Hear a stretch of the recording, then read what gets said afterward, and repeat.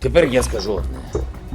Я залишаюсь тут, залишаюсь у Києві, на Банковій, не ховаючись, і нікого не боюсь, стільки, скільки потрібно, щоб перемогти у цій нашій вітчизняній.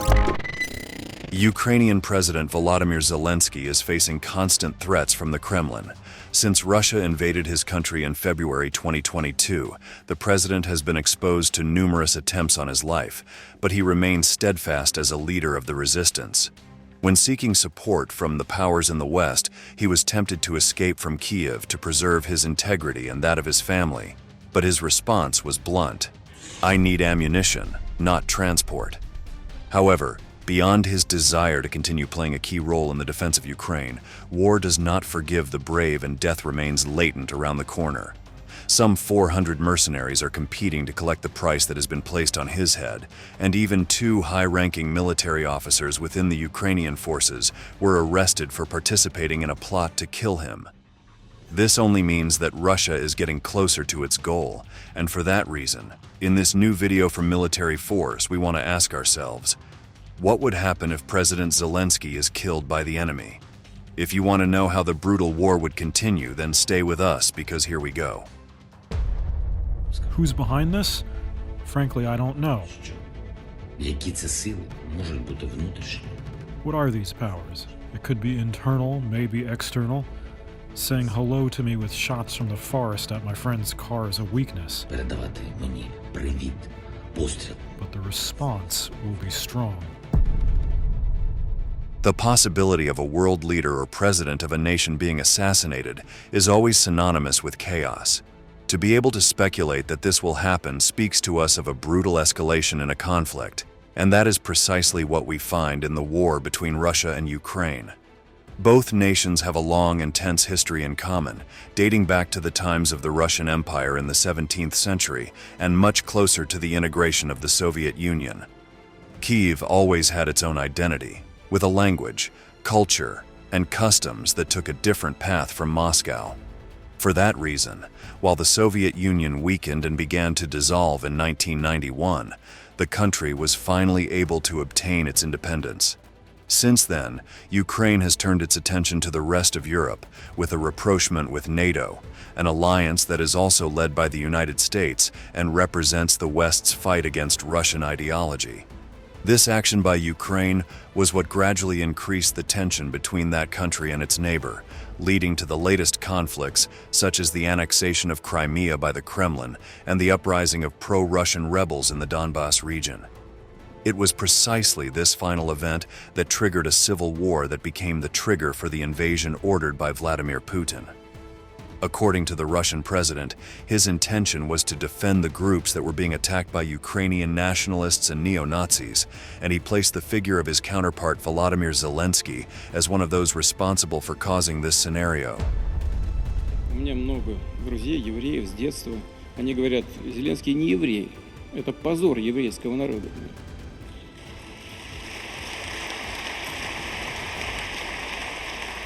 И это не шутка, не ирония, понимаете? Ведь на пьедестал почета в качестве героев Украины возведены сегодня неонацисты. Beyond the Kremlin leader's statements, the supposed defense of pro-Russian groups in the eastern region of Ukraine soon turned into a conflict where Moscow began to conquer and occupy territories in the neighboring country. In this way, the invasion not only set off alarm bells in Kyiv, but also in the rest of the world, where people began to wonder if Putin's true objective was on Ukrainian soil, or if he intended to advance to recover Eastern Europe as in the times of the former Soviet Union. What was announced as a simple special operation in Ukraine was shown on the field as a ruthless war where the limits of brutality did not exist. The second largest military power in the world attacked with all its might, without distinguishing between clashes against rival forces and attacks on ordinary civilians, so President Zelensky quickly sought international support. Україна зараз ініціює скликання надзвичайного засідання Ради безпеки ООН у зв'язку з російським ударом по цивільній інфраструктурі, включно з дитячою лікарнею. Передусім від саміту НАТО я чекаю дуже конкретних відповідей і кроків наших партнерів. У нас буде засідання щодо посилення протиповітряної оборони України, нашої цивільної інфраструктури, водопостачання, енергетичної мережі. The president knew that he could not face an army like the Kremlin's alone, so he became a key piece in strengthening his country's defense, being the link between a people in need of military support and the great powers that had the resources to help them. Given this possibility that Putin's interests went beyond Ukraine, it was suggested that other unprotected countries such as Moldova, Georgia, or Bosnia could be next on a list of expansion of territory under Russian occupation. Even to find support in NATO, they warned that some of its members, such as Estonia, Latvia, and Lithuania, could also be reached by Moscow's attack. Zelensky called on all the best-prepared armed forces to be part of the Ukrainian resistance, convincing them that if they did not help their country, it could be too late for the others. We have to win in Ukraine so that Putin cannot scale this aggression to someone else, and it is realistic. That's why the key things are our unity. The unity and solidarity of all of our Europe must be unwavering. The unity of all 27 EU countries, all the Europe. In this way, the Ukrainian president quickly obtained billions of dollars in war material packages so that his troops could face the enemy forces. Among the most notable pieces with the greatest impact on the battlefield were armored vehicles, anti-tank weapons, artillery shells, and the much-needed air defense interceptors to repel his rivals' bombings. Thus, Zelensky became the most important symbol of defense, being received by the main leaders of the world, including the President of the United States, Joe Biden, with whom he formed the most important link for Kyiv. Since the beginning of the war, the Americans have been the ones who contributed the most to the Ukrainian forces, sending much more weapons than any other country. Thanks to this, beyond the great progress that Russia was able to achieve during the first weeks and months of the invasion, its neighbor managed to have the necessary resources to defend itself and be up to the task of fighting a world power as its president had expressed. У тебе повинна бути економіка, яка впливає на Росію, або Росія і Путін залежать від цього. Або у тебе дуже потужна армія, яку боїться Путін, яка сильніша, ніж російська. Чи багато таких країн в світі? Небагато. Я думаю, що Сполучені Штати Америки така країна. Я думаю, Китай така країна. І я думаю, Євросоюз. Не якась одна країна в ЄС, ні, а весь Євросоюз.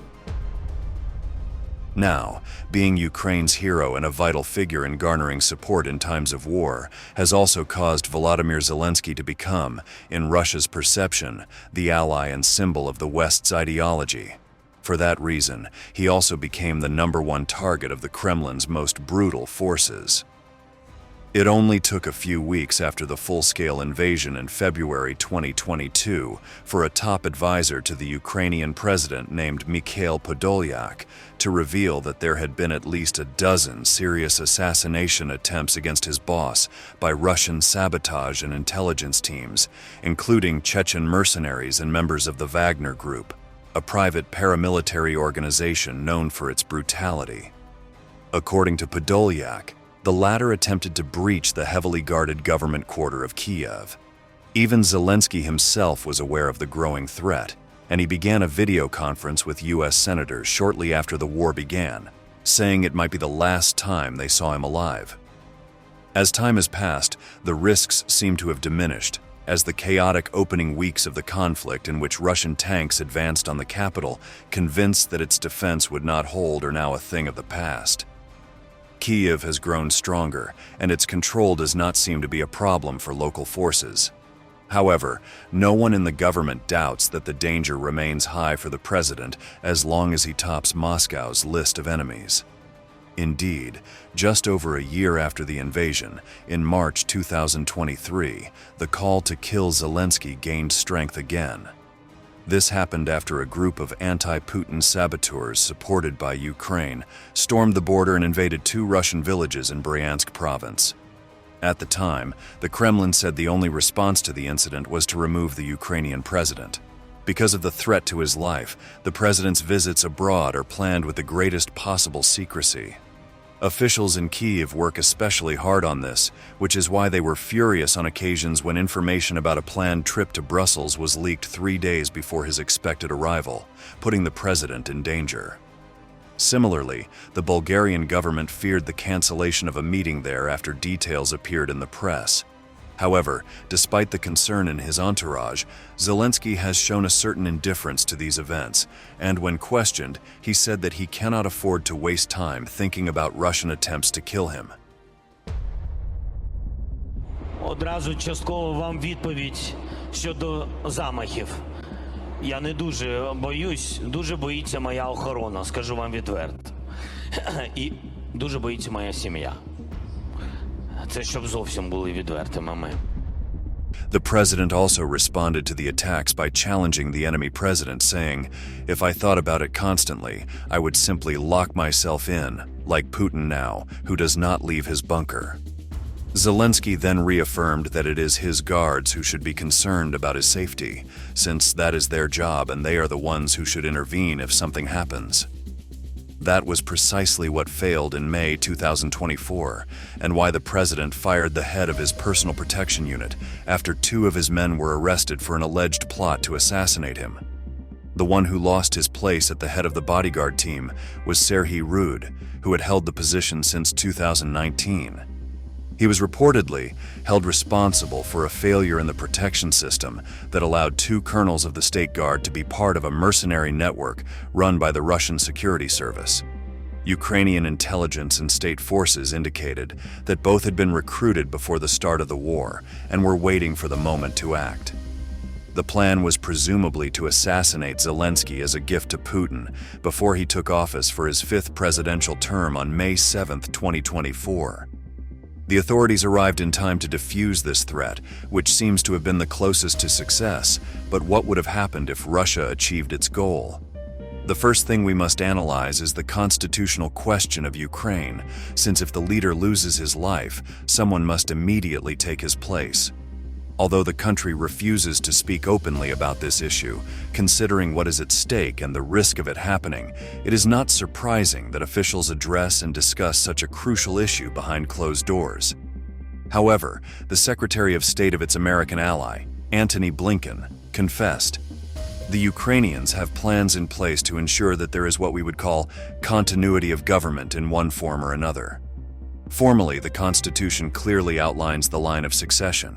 It stresses that when the president is unable to fulfill his duties, the head of parliament must assume his responsibilities. Currently, that figure is Ruslan Stefanchuk, who, although a member of the same political party as Volodymyr Zelensky, does not have a particularly high confidence rating in opinion polls. He is around 40% in approval among citizens, which represents less than half of those who support the president. In addition, he is not popular among opposition MPs. However, international analysts do not attach particular importance to this last point, since it is believed that Ukraine has a strong leadership team for a collective government. For that reason, a council would be created headed by Stefanchuk as the main figure, together with Andriy Yermak, who heads the president's office, Foreign Minister Dmytro Kuleba, and Defense Minister Rustem Umerov. The real question, however, is how such a change would impact the international arena, especially the attitude of the allies. If Ukraine loses, if it becomes complicated, the number of victims, it will depend on you, on our partners, on the Western world. If we are strong with the weapons that we get, this or that, we won't lose the war. We will prevail. These words from Zelensky can be interpreted as a message that will endure over time, regardless of whether he is present or not. The president knew how to build a strong alliance with great powers, and he hopes that the aid will continue until his country wins the war against Russia.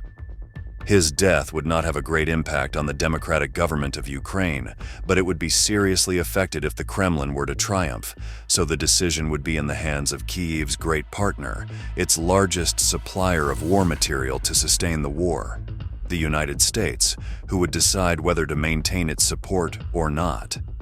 If Zelensky's assassination affects the nation's relationship with the Americans, it could cause the international arena to feel uncomfortable with the new Ukrainian leadership and open the doors to a process of negotiations and agreements with Moscow to end the battle. This scenario would not be well received by the Ukrainian people, who after the invasion and the fierce defense they managed to command for more than 2 years, have been reborn with a nationalist spirit incapable of yielding to the interests of Vladimir Putin. In any case, if the arrival of resources and military support is cut off, the possibilities of resisting an offensive by the Russian army would practically not exist. It would only be a matter of time before they fall to the Kremlin troops. Скоро Украина перестанет вообще использовать свою собственную технику. Ничего не остается. Все, на чем они воюют, и все, что используют, это все извне привносится. Ну так долго не навоюешь. Но, повторяю, самое главное, что нет успехов ни на одном из направлений. The only option for Ukraine is for the United States and NATO to understand that Volodymyr Zelensky's death is one more signal to end Russia's aspirations before it is too late.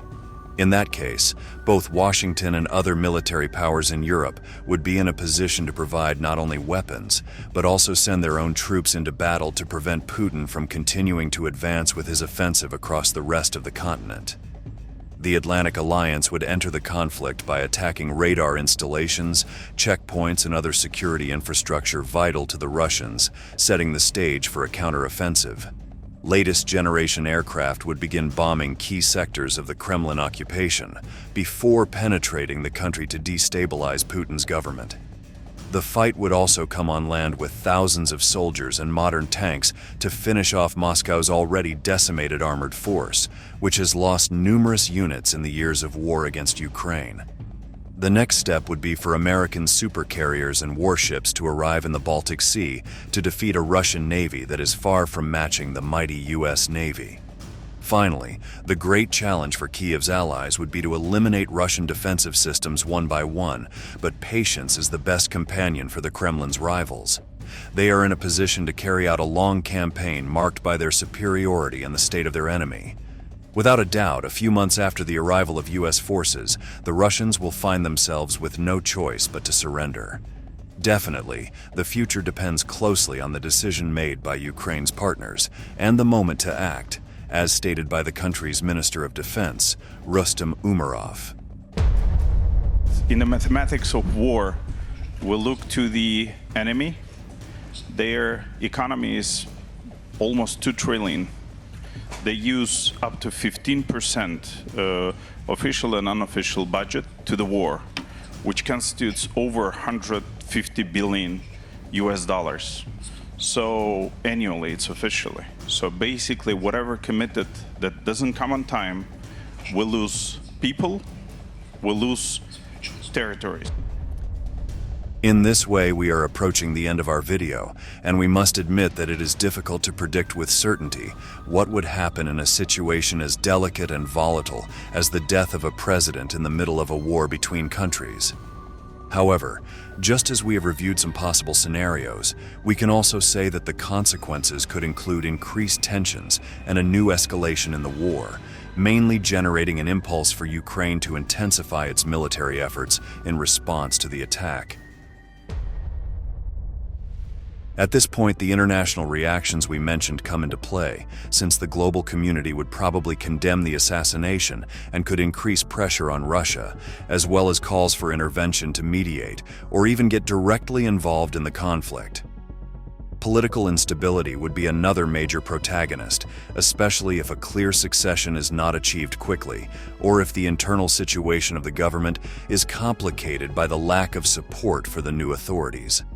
The impact on peace negotiations would become key, which could be negatively affected by the absence of the leader. The difficulty of reaching agreements or compromises if one of the parties to the talks is killed would definitely grow to a point of no return. But on top of all this, there would be unpredictable responses. Any specific reaction and exact consequences would depend on many factors, including how and why the killing occurred, the initial acceptance of the events by Ukraine's leaders and people, and how the international community responds. In short, the death of Ukraine's president in the midst of a conflict with Russia would have a significant impact and would further complicate an already extremely tense and complex situation. News of his death would immediately reach the entire world with a celebratory announcement by Putin. However, that has not happened for the moment, and the president continues to grow stronger as he commands his country in this brutal war. Now, after having investigated the different alternatives and stories that could be built from the assassination of Volodymyr Zelensky, the time has come to say goodbye. But first, we would like to know your opinion. How do you think the United States, as Ukraine's main ally, would act in the face of this event? Leave us your comment below, and thank you very much for having joined us. We look forward to seeing you again in our next installment of Military Force.